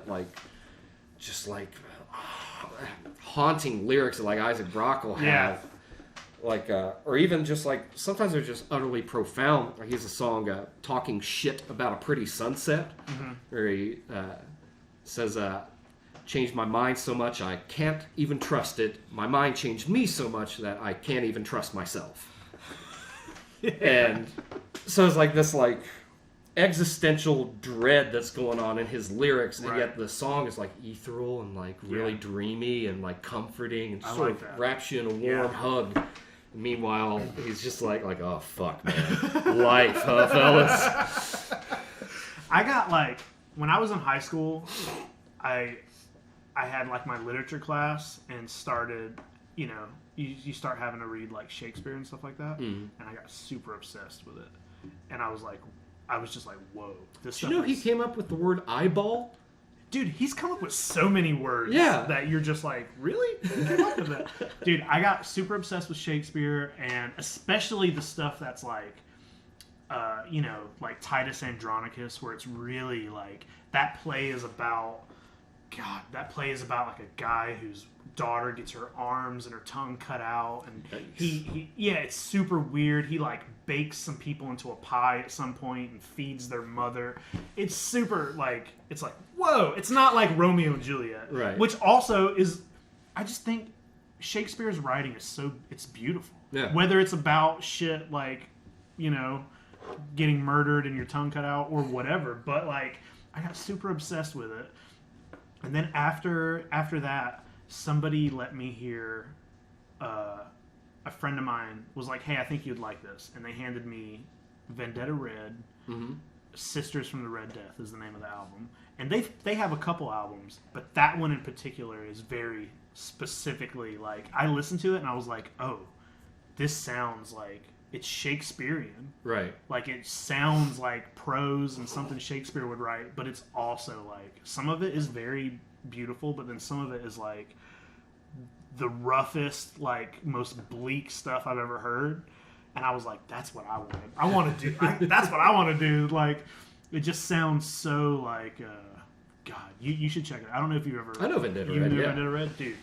That like, they gave me that album and it completely changed my like music listening life. You know what I mean? I was like, at that point, I was like, this is the best thing I've ever heard in my life. I love that the albums have the capacity to do that. Yeah. Right. Because it's the collective idea. Yeah. Right. That it's greater than the sum of all of its parts. Yeah, I guess yeah, that's yeah. the expression. But like that's kind of why like I like taking so much time with making music, and like you said earlier, it was like, oh, maybe I'll put this idea out, maybe I won't. Yeah. You know. So like if I'm just rushing the idea, and normally it's happened with me with bands before, where it's like, hey, we need to write more, and it's like for me, it's like, all right, it's writing for me is a really long process. Mm-hmm. Like I'm not the kind of guy that like if I'm jamming with you, I'm going to remember everything I played, Right. because I'm just not. Like I can tap into what you're playing, but the idea with like writing an album, you know, it's so meticulous and like step by step, and those ideas are going to evolve over time. Sure. But like I'll start like thinking about like the chronology of an album, be like, okay, now how do I want to start it? Where do I want to end it? Which songs are going to lead up? Am I going to have like where it's? I find if you have like everything that's like heavy up front, and then you have everything that's soft in the back, it's not going to be really that enjoyable Yeah. to listen. You know Right. what I mean? I did learn something about, speaking of chronology of tracks, as far as a reason why we have, I guess you would say like kind of like a standard model for like that record labels will use to arrange songs on an album. Mm-hmm. So, you know, back before you had compact discs or, you know, even streaming, everything was being put to vinyl, right? So the capacity for vinyl, it has frequency capacities on it, right? So when you start the record, the vinyl is going to have the capacity for a bigger low end or a bigger bottom than it is as side A gets to the end. Gotcha. So what they would do, they would structure it to where it's like, okay, well the first, I think it's 22 minutes is what the max is on a side for vinyl. Yeah. So they would say that like, okay, so for the last like 5 minutes of a side, they would usually have something where there wouldn't be drums in it, or Yeah, there'd be no yeah. bass in it. Oh, weird. And it's because if they had a bass-heavy track that fell towards the inside of the vinyl, the bass would be lost because it wouldn't be heard. That's interesting. Yeah. So they, going into the CD age, they still more or less would design albums like that to have around like the... if you split the track list in two, so the latter half of the first half of the track list would usually be like softer. In particular, the last track in the first half would be like the softest one on the album, Right. and then the next song would typically be one of the heaviest songs on the Yeah. album. It's because you have more bass. Yeah. That makes sense. Yeah. When I put my listing together for the last thing I just did, I just kind of thought about it, about how my like, I feel like it's a little hard to explain. Like each one of those songs that has something like personal in it, I kind of tried to put it where this was how I was feeling at first. Then I started feeling like this. Then I started feeling, you know what I mean? And I just kind of, that's the order these need to go in. You know what I mean? It's like, it needs to start where I started, and it needs to end where like mentally I feel like I'm at. Yeah. I love that about making albums, Yeah. is that like you want to do the whole idea justice and not just like this is my favorite song on Yeah. it. Like Yeah. like even like my favorite albums, like they're almost always like conceptual albums, arguably. Yeah. You know, I find that it's kind of like video games. It gives replay value a lot more to it than if it's just sort of like, if everything's sort of in these 4-minute chunks, Right. verse chorus, Yeah, you for know, sure. it I don't know. It's still magical to me. It's one reason why I like Queens of the Stone Age so much, is like every one of their albums has its own personality to Right. it. And even like the guitar tone will differ on every album. You know, sometimes I was reading up about Josh Homme. He'll even use only specific equipment for a particular album. So they did an album, Lullabies to Paralyze. It had a Little Sister was like the big song on it. But he used almost exclusively hollow body guitars for the whole album. And it gives the album like its own sort of feel. Yeah. System of a Down, for their Mesmerize Hypnotize double album, they tuned up half a step. Okay. To put the listener in a different sonic space. So if you listen to like Toxicity or the self-titled, they're in drop C tuning, and everything Mesmerize Hypnotize is drop C sharp.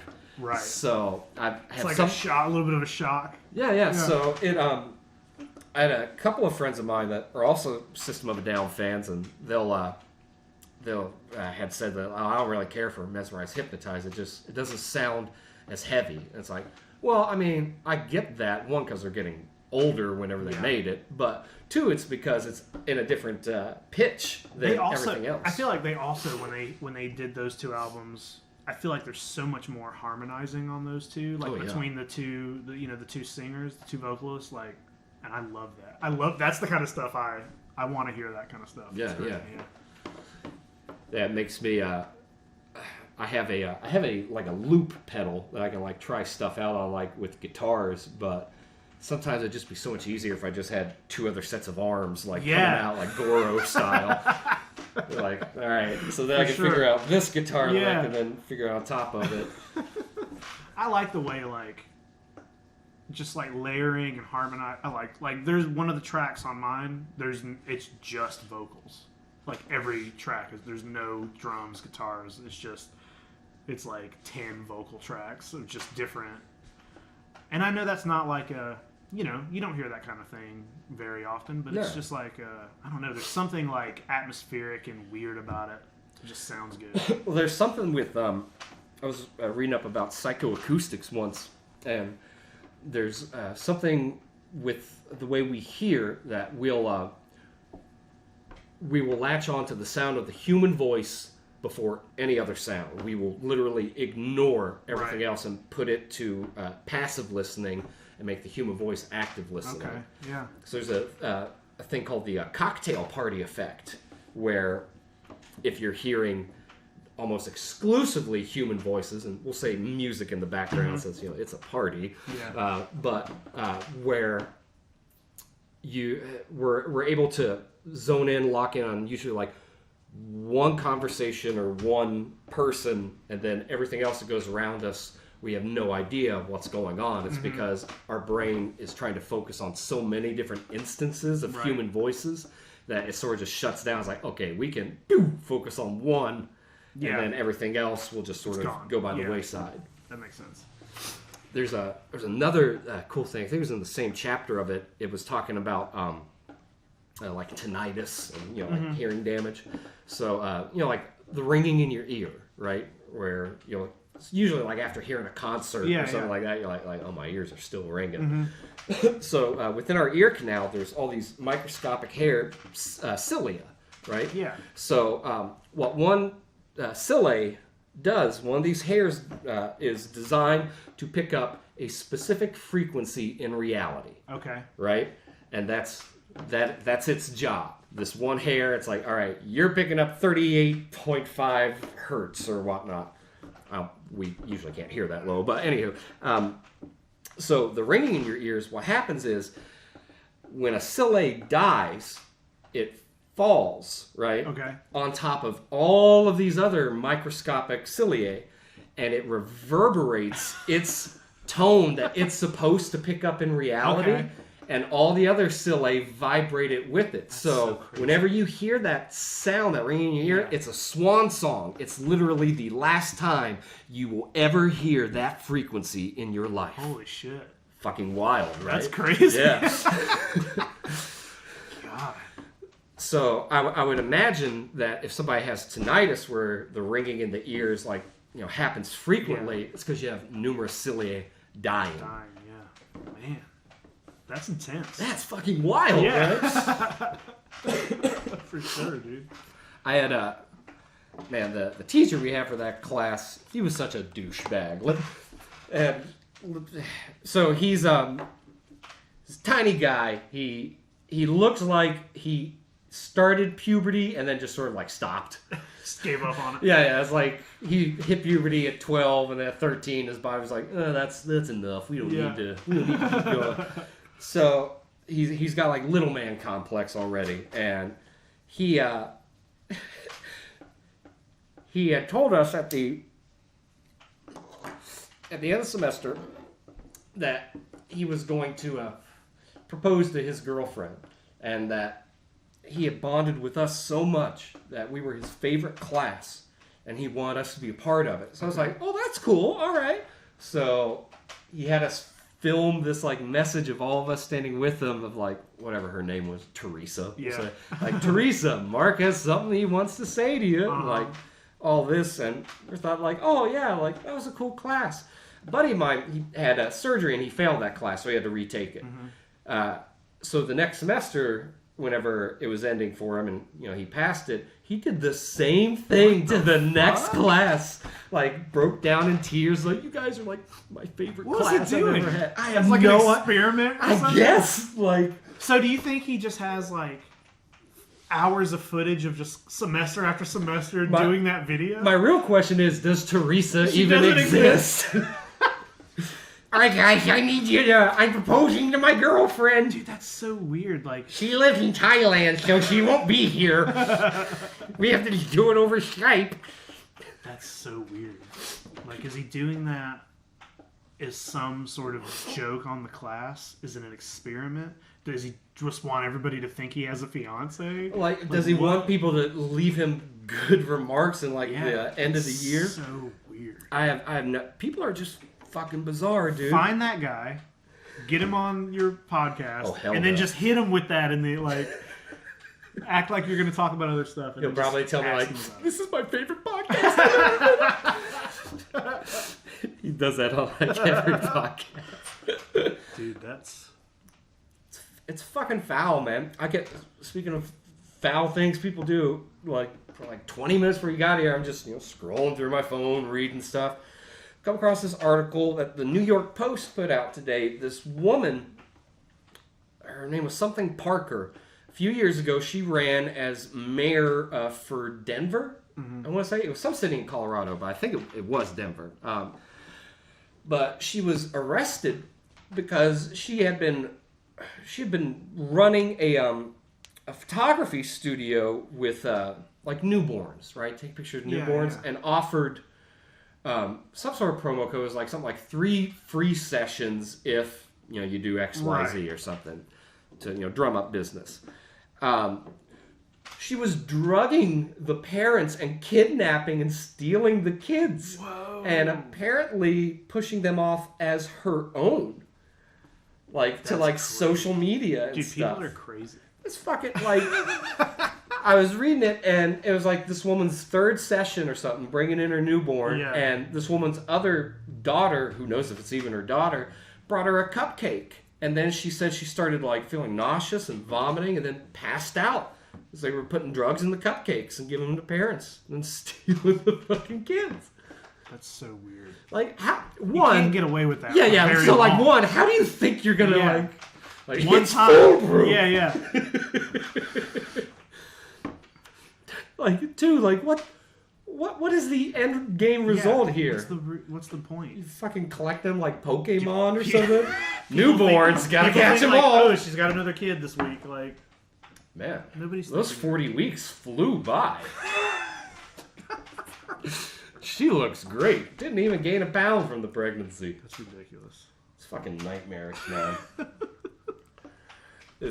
You see stuff like that, and like years ago, people would normally be like, well, that's just crazy, like that's. Yeah.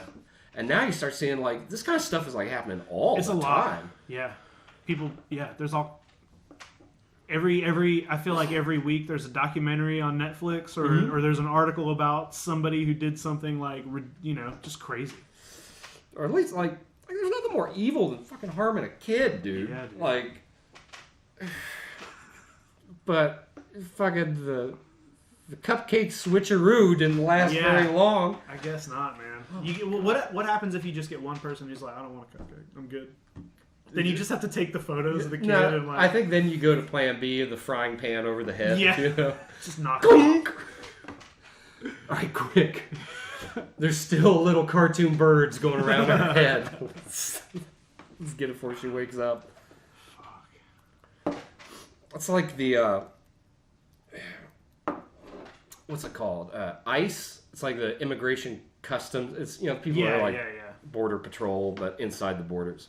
So while all that controversial stuff is going on, at the same time, they're also the same group that's been rounding up the pedophiles and the child traffickers as well. Yeah. And like at alarming rates, like 10,000, like in the past 3 years. Yeah. And just under the Trump administration at that. Huh. It's weird to think somebody as asshole-ish as Donald Trump has been like pushing this. Yeah. And taken care of. Yeah, but as far as the controversy with ICE, it's just about immigration being the focus. It's like, well, they're also doing this as well. Do you think they're pushing the pedophile stuff? I think they have to kind of cover like maybe the not so good stuff that they're doing. This will make them look really good since people are complaining about the other stuff. I think you could use that for either side if you're trying to go for like a Boolean type of judgment, right? Yeah. So if you're like Orange Man good, then of course you know you can use that to sort of justify like, hey, we're having soldiers that are being fucking deported. They served our country. What the fuck are you doing deporting people were in our military? Right. Just like that to me is abhorrent. Like that's disgusting. But at the same time, if you're like Orange Man bad, you're not also recognizing that this agency is rounding up fucking pedophiles and like child traffickers. Like child trafficking is slavery. Yeah. Like it's using children as a commodity, and you look at like all the Epstein stuff, where I think that sort of red pilled a lot of people that normally don't want to think or even look at some of the horrible things that people are capable of. And usually when you're an artist, and especially like you and I are sort of like into macabre kind of romanticizing the darkness of art anyways, you sort of know that just like, the world's fucked up, man. There's shit happening. Yeah, there's some foul shit. It's not so black and white, Yeah. I still have hope. I think that, honestly, that we've...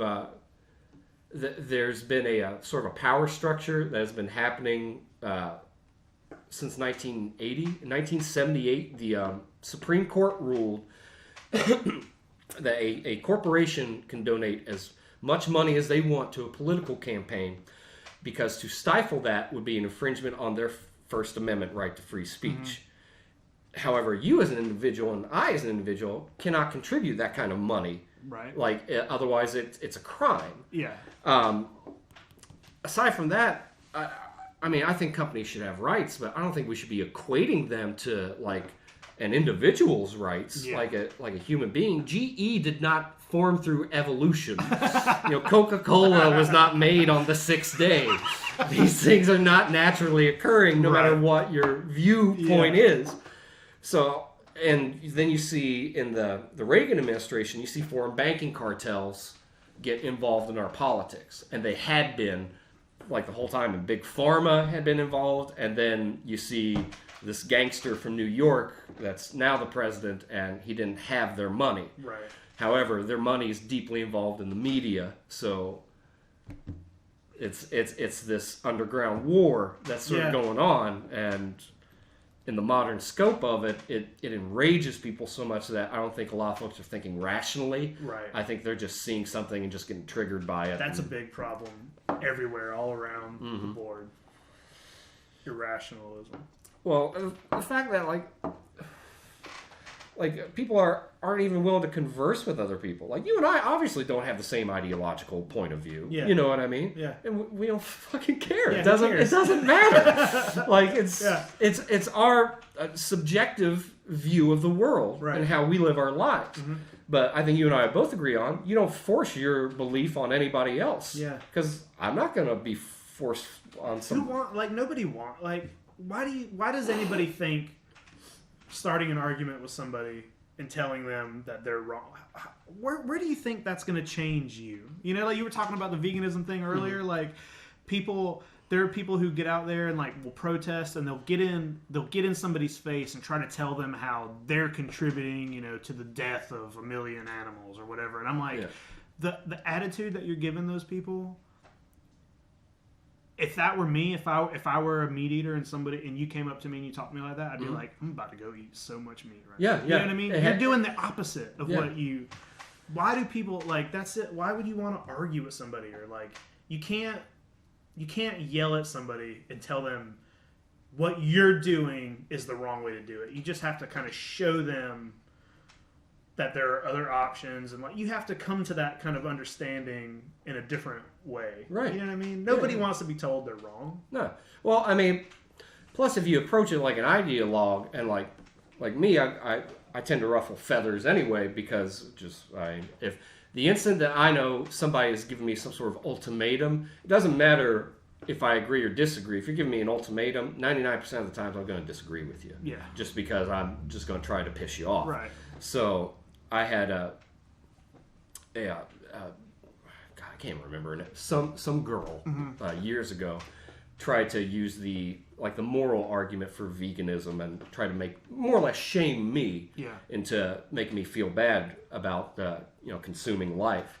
So I just pulled a retort out about George Washington Carver and saying that George Washington Carver was able to show that plants are able to sense fear and they're able to communicate and they have feelings as well. Yeah. They have a life force as well. So you're telling me that my reasons for not agreeing with you on a dietary level are also a moral and religious level, whichever way you want to look at it, that you're excluded from that rationale because you're you and I disagree with you.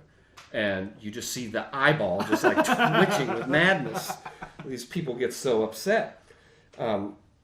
It's kind of like I'll watch some flat Earth debates, and personally, I think it's interesting. Again, it's a thought experiment, right? Mm-hmm. And you'll see people that are defending the globular globe model of it, that they'll get so triggered because they don't understand that a flat Earth is just a coordinate system. So the mathematics you can convert to work in their coordinate system as well.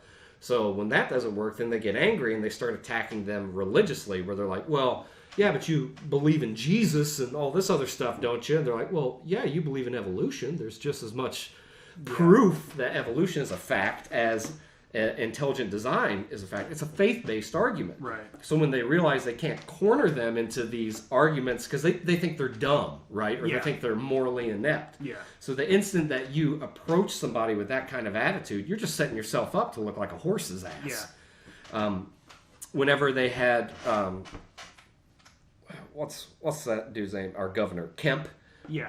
Whenever Kemp came down here, and just to clarify, I don't like abortion laws at all, just because it tells somebody what they can and can't do with their body, and it puts more people in jail. Yeah. Right?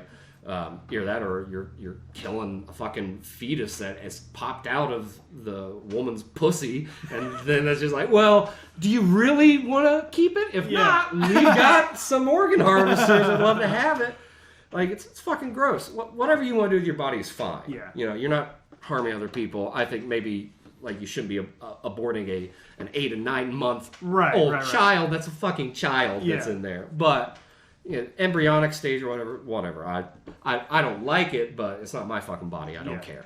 But a friend of mine had sent me an invite to come and join her at this protest.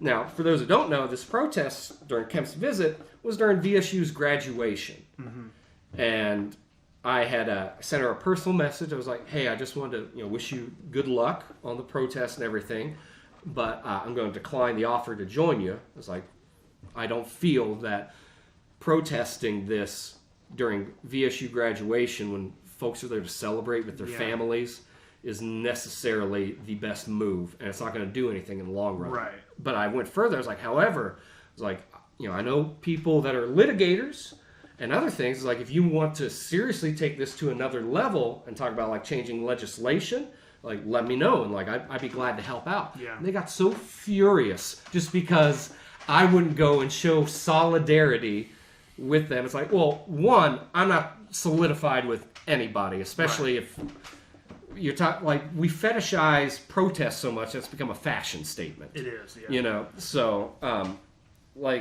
if you go to a protest doesn't, like I've seen you guys do them at the shop, and it's not a draw for attention. It's just you guys are out there, and it's not that we do them.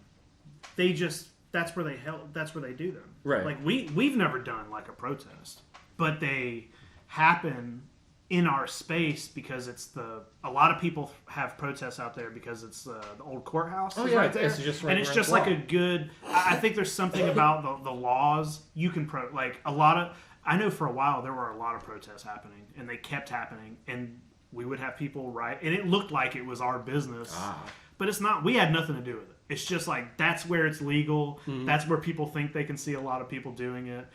I think I've never been in a that's not me. I'm not going to be in a protest for anything. I went into when that was happening and all those protests. It was around it was I can't even remember what they were for, but there was a protest happening. And I remember thinking, this is a silly thing that we're protesting here. But I remember there were people on our side of the street, and and the opposite people were on the other side of the street, kind of protesting against each other. And I was like, I'm gonna go out there. And I took a sign. I made a sign that said, "Bring back the Jaws ride." And I was like, if I'm gonna protest something, it's gonna be something I care about. And I walked outside, and I just stood with them, and I held up my "Bring Back the Jaws ride" sign, and they're like pictures. People were somebody interviewed me, and I'm like, I don't know what these. I'm just out here trolling, man. Yeah, I was like, somebody was like, what does that sign mean? And I was like, it means "Bring Back the Jaws." And they're like, what are you talking about? And I'm like, well, those fucking muggles down at Universal came in here, and they fucking broom riders taking over because the Harry Potter is what took out. That's the extent of my protest. Somebody tell you that muggle was an insensitive term. Yeah, that's what I was trying. How I was like trying to sound you. like a. I think, like with me, it reminds me of like Westboro Baptist Church type stuff. Who drives by, looks at a sign, and says yes? Changing my mind. Nobody. There's a lot of folks doing car washes out here today.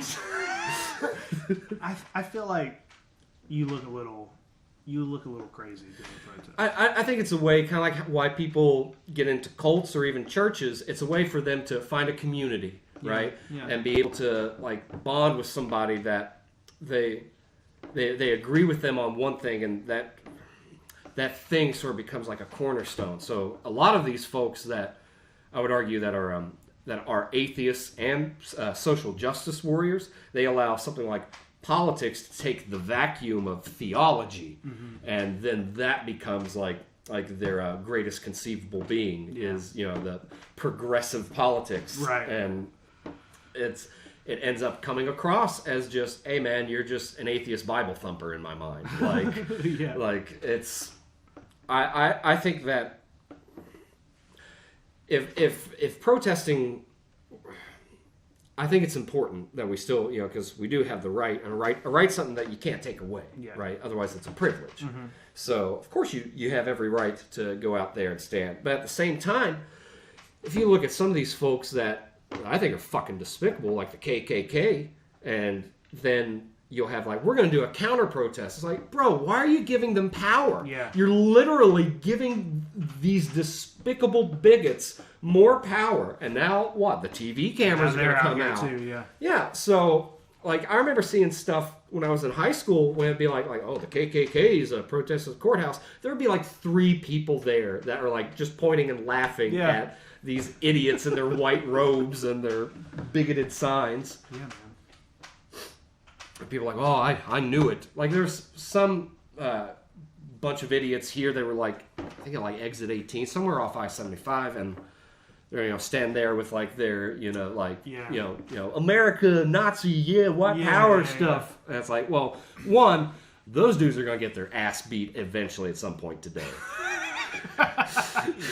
Like, undoubtedly there are, but then they'll use something like that, like these fringe political groups or fringe ideologues to sort of show that oh, look, this is still in the South today. It's like, bro, I've lived in New Jersey. They're way more racist in New Jersey than I've ever encountered down South. Yeah. In Jersey, the neighborhoods were still segregated, where it'd be like, oh, we don't go to that town. Why not? Well, because there's no white people that go there.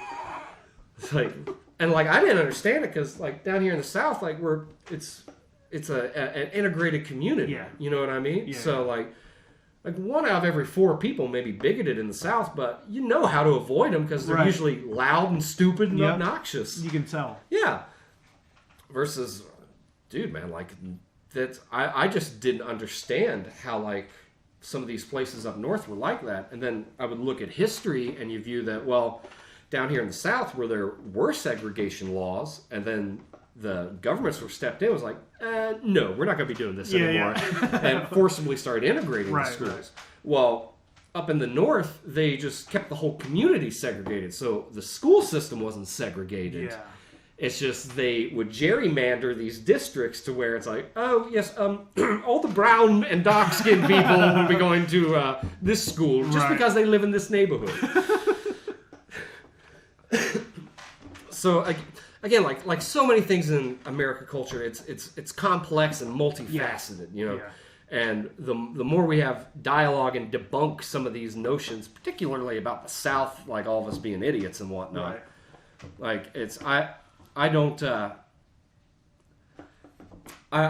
feel that as far as when people kind of have these doomsday prophecies of like oh, you know, America, like we're so divided right now. It's like, well, I mean, not really. I mean, it's just we're being told how divided we are by fucking like all these mainstream news outlets, you know? It's not that different than it's ever been, really. No. Well, I mean, especially not in the South. Yeah. Like, so, I mean, if you look like out west at like, you know, Portland where like Antifa is like taking the place of law enforcement, it's like, well, sucks to be Portland, man. Like, but I mean, like, you know, down here in the South, like you've got too many people that are of too many different backgrounds, and probably 80%, if not more, are all fucking pro Second Amendment. So everybody's got guns. Yeah. So as far as the idea of like, oh, you know, this militant group is gonna come and take over town.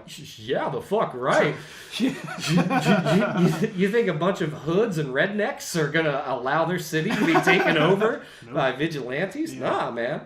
And it's like I've been in gas stations before where you just see dudes walk in with just pistols on their people with guns a lot. Yeah, and nobody bats an eye. Yeah. And it's because if somebody does something foul with a firearm down here, they're gonna get taken out really fucking quickly. Right. And I think it doesn't really make sense to people, I feel, that have never really lived in the South. Mm-hmm. And, you know, they just view as like, well, guns are something that cause death. It's like, well, yeah, they do, but at the same time, if you have all these laws that come in that say like you know, you like gun-free zones and whatnot, why the fuck are you making schools gun-free zones? That's like most of these school shootings that happen. It's because they're in gun-free zones. Right. So the security guards that are there, what the fuck are they going to do to take down? I mean, what? They're going to mace the dude with an AR-15? They're going to tell him that's illegal to have. They'll tell him stop. Stop. It was so terrifying. I don't understand. He knew he wasn't allowed to bring that in here. Yeah. It's like, well, I mean, correct me if I'm wrong. I think he knew that murdering people was a bad idea too. Right. It's not gonna. The sign's not gonna stop it. No. Aside from that, they're so selective about like which shootings they want to really focus on anyway. So if the murderer is like a white nationalist or white supremacist, oh, you best believe like all these news channels are going to be shoving it down like people's throats.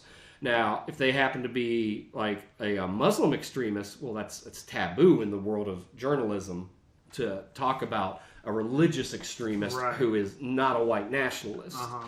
It's like the Pulse massacre, like in Orlando. Yeah. You know. It was a religious zealot that shot up. Like, he did not want gay people to live. He thought that they were subhuman and could be murdered.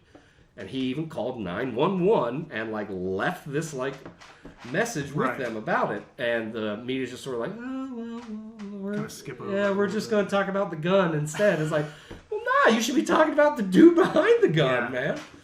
And it's... The idea of something like... gun control frightens me because what if the religious zealots become in charge of the government? And what if they start confiscating weapons? That's an argument I used. A buddy of mine I work with who was like, well, one world government would probably solve a lot of problems. I was like, well, no offense, but that's fucking lunacy. Like a one world did you never watch cartoons or read comics? Yeah. Anybody trying to take over the world is a bad dude. You don't take over the world. No. That's a Lex Luthor thing. Yeah, exactly. It's kind of the same argument I have for like a world without borders. It's like, okay, so then the barbarian horde can just come in and ransack a city, and then they have control. Like, look what's happened in North Africa, where we've gotten rid of these, quote-unquote threats that were dictators, and then the barbarians come in and just like, all right, thank you! Those people have never seen Mad Max. Right?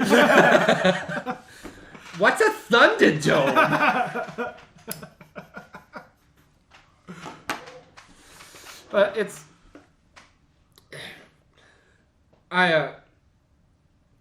personally, like, I'm not a big gun nut. I mean, I have guns, but like, it's not the bane of my existence. I'd rather spend my money on music stuff and same. I don't care. Like, I don't. The whole gun debate thing. I don't give a fuck. Like both my coworkers carry guns every day, and like, well, whatever. Yeah. I don't want a gun, but I don't. That doesn't. There was at one point where I almost bought a gun. Mm-hmm. I don't know why. Just because all my friends have guns, and they were like talking about them, and they're always wearing guns, and I'm like, oh, maybe I should get a gun for the house. But then I'm like, do I really need to get a gun for my house? Do I want to shoot somebody? Not really. I don't want to. No, but like it's like, I don't know. If it came down to it, could I point a gun at somebody and shoot them? I don't. It depends on how. I mean, bad, if they were pointing a gun at me, maybe but I don't think someone's going to break into my house and shoot. For me, it depends on how badly they insulted my tuna casserole. Exactly. Are they going to steal my really, toys? really hard? It depends if they're going to try to steal my toy collection. I've been broken into a couple times, not in the house I currently live in, but in Valdosta in general, I've been broken into.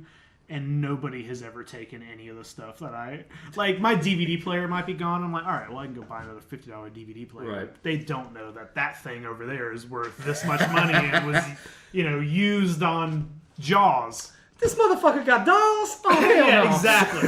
Exactly. They don't touch any of the good shit. And I'm like, the people who are breaking into your house, they don't give. They just want the electronics. They don't give a fuck. Yeah, I mean, it's not like they're going in there with a. They don't know what you got. A check sheet. Yeah. Whatever. They want your money and your fucking DVD player, Xbox. The shit I don't care about. Yeah, I mean it's material stuff, anyways. Collector's items. It's material, but there is sentimental and financial value with it more so. I would say than your TV. Yeah. I mean, you can get a TV from any Walmart in the country. Right. The thing that also makes me still like I personally, I've not been convinced at all that any changes need to be made to the Second Amendment, nor the First Amendment for that matter. Mm-hmm. The Second Amendment, I think it was Dave Chappelle said, is there in case the First Amendment doesn't work out. Right. But there's more guns than there are people in this country. Yeah. So if you have a ban on guns, you think gangbangers and criminals are going to give up their firearms? Yeah, no. They're not going to. So I think that's why you've seen something like in Mexico with like the cartels that like they can even fight the military now. And the citizens can't do anything about it because you have to get a firearm in Mexico as a citizen. You have to get a special permit, and you can only get the permit in person in Mexico City. Okay. So if you live in like the Yucatan Peninsula, you got to make a big journey just to be able to get a firearm. And historically speaking, anytime you see gun confiscation, that's normally when you see bad shit that follows. Yeah. Like the Nazis were confiscating weapons, and then surprise! Yeah, we're here to get rid of the Jews, But don't worry, they're socialists, so it's okay. People don't like that analogy either. When you start saying that, socialism will do a lot of good. It's like, well, the philosophy of it is no doubt rooted in altruism, right? But I mean, the Nazis were the National Socialist Party. Like that was one of the first things they did was they kicked the bankers out, took their wealth, and redistributed it. Yeah. So it started off on like this note that I personally agree with. Yeah. It's like, yeah, man. But then it like mutates. Yeah, and then it becomes, all right, next step. What? That was in the fine print. But I didn't read. So I mean, I think that the idea of like social programs, I think it's awesome, right? You know, like we should, and you know, some conservatives would definitely disagree that, well, you gotta pull yourself up by the bootstraps. It's like, all right, I get that. Yes, you should take responsibility for yourself. Yeah. At the same time, shit happens. Mm-hmm. We have enough money and resources in this country to be able to provide a safety net for people. Right. And help them get back on their feet so they can pull themselves up by their bootstraps. So, you know, I don't like the idea of like a government controlling everything, right? That's one of the qualms I have with public education. It's that, well, what if the school in your district sucks? You know, like you can't send your kid to another school unless they meet certain criteria. Yep. So you like, gotta like pay. Yeah. Or you have to like you have to have a family member that works for the school board. I remember I went to school in a I remember I moved from a different county when I was pretty young, but I was able to still. I just started getting like taken to school. I didn't switch. I didn't want to switch schools, so we just didn't tell the school that I didn't live in the county anymore. Right. And then they found out when I was like a senior. I think I was about to graduate. I was like a senior in high school, and they found out because they did some stupid like they would do those like random searches. They would have the officers come in, and I remember they were like, "Hey, the dogs hit on your car. We need to check your car." And I was like, "No, those dogs didn't hit on my car." Right. They were like, "They smelled something," and I'm like, "I tell you what, they did not, because there's never been anything in my car except for like McDonald's." And they like found out that I didn't live in the county or whatever, and they're like, "You're gonna have to switch schools." And I'm like, "I fucking graduate in less than a year. Like, what do you guys are so? This is so stupid." I came across something. Granted, I'm not sure how effectively it'll work, but the Supreme Court actually ruled that you cannot be detained by a roadside stop to wait for a drug dog to come and sniff the car. Oh, okay. It's actually an infringement on the Fourth Amendment. Yeah. Because they have to have probable cause, and normally some law enforcement agencies will get around by saying that, well, the dog doesn't have to because the dog is not a member of the police force. Yet at the same time, but it kind of is though, isn't it? Well, that's what I'm saying. At the same time, if you kick the police dog, they'll be like, "He's assaulting an officer. Yeah. You know, tase him." Those dogs, like when they die, they get like police burials. Yeah. And, like that's a police dog. Yeah. So it's this cherry picking Exactly, the laws. However, I really enjoy watching the compilations of sovereign citizens getting owned. Yeah. Where like, bro, like I've got friends that are cops. I've got friends that are criminals. It's like I don't personally care. Yeah. But you'll see sometimes like folks at these traffic stops that are just so rude to the police officers. Yeah. Where it's like, bro, like, you think you're gonna come out ahead to prove a point? Sometimes you prove a point, you're just gonna end up going to jail anyway. Yeah. And they'll be like, "Hi, how you doing? Can I see your driver's license? May I ask what the purpose is of this stop, sir?" Yeah. Yes, sir. You were speeding, and then they just want, I've seen a lot of videos like that too. I remember, like, when I was in high school, I used to get stopped a lot. Like, whenever me and Ben were in high school together, we both looked, like, we went to school in you looked a little odd. We went to school in Adel, Georgia, and it was like, this big, I don't know, everybody's going to church in Adel and everything, and me and Ben, we fucking had weird hair, and our hair was dyed, and we wore spiked necklaces and corn shirts and wide leg pants and shit, and we would just get stopped all the time. I remember getting stopped. I remember my car at the time, I painted the hood was white, and the rest of the car was red, so I was like, I'm gonna paint my hood, I'm gonna paint something on it. So I painted like a mural on it that included myself, so my face was painted on my hood. And me and Ben got pulled over at a gas station because the cop was like, "You were having trouble with the gas tank. I think you stole this car." And I'm like, I'm painted on the hood of this car. And they like did a whole search through my car and everything. And I'm like, I'm painted on the... There's a picture of me right here on the car. I stole it and painted myself on it. They're dumb, dude. That's how you get away with it. It's like you steal a car. What's the Steal a first car, thing you just do? make sure you put yourself on it. I used to get, man, all the time pulled over. I so many school checks where they would be like, you know, we're gonna check your car. It would be random, but they always checked my car. One time they told me they found marijuana seeds in my car, and I was like, you did not. You couldn't have, because like I know I looked like maybe I did drugs when I was in high school, but I did not. Right. I never did. I never have. I know there's no marijuana in my car. There just isn't. None of my friends do it, or at the time, you know, when I was in high school, none of my friends were like smoking weed. I was like, I know there's nothing in that car. You can tell me you did. And like they told me they found seeds, but then they were like, yeah, but it's not enough for us to do anything. I was like, okay. Well, yeah, 0 It seeds just turned would into be nothing. not Yeah, enough exactly. to do 0 would be nothing. I was like, hey, those are sesame seeds off the top of a Big Mac bun. Fucking, what is it, poppy seed bagel? Yeah. Got a heroin runner. It's like that episode of Seinfeld. Yeah. Drug test because of the poppy seed bagel. It's not something you would have to eat like an insane amount of like poppy seed bagels for it to come up. It's not like a real thing. Yeah. I think maybe if that's all you ate and and you had a food addiction, where it's just like, oh god, I could really go for 12 poppy seed bagels right about now. Yeah. Well, shit, man, we got about close to 2 hours on here. Okay. Thank you so much for doing this, fun, man. It was Oh yeah, fun. definitely do this with me again. Yeah, for sure. And again, man, like I had mentioned it on a previous podcast, you know, like we had I was talking with Samson about it, and that you know, you and Ben and the folks at the Quill, man, like you guys have never treated anybody, including me, with any type of judgment at all, and have been very judicial and fair the whole time I've known you. Thanks, and you've always been a solid dude. And I really fucking appreciate Thanks, that. dude. Fuck yeah, man. All right, later, y'all. Cool, man.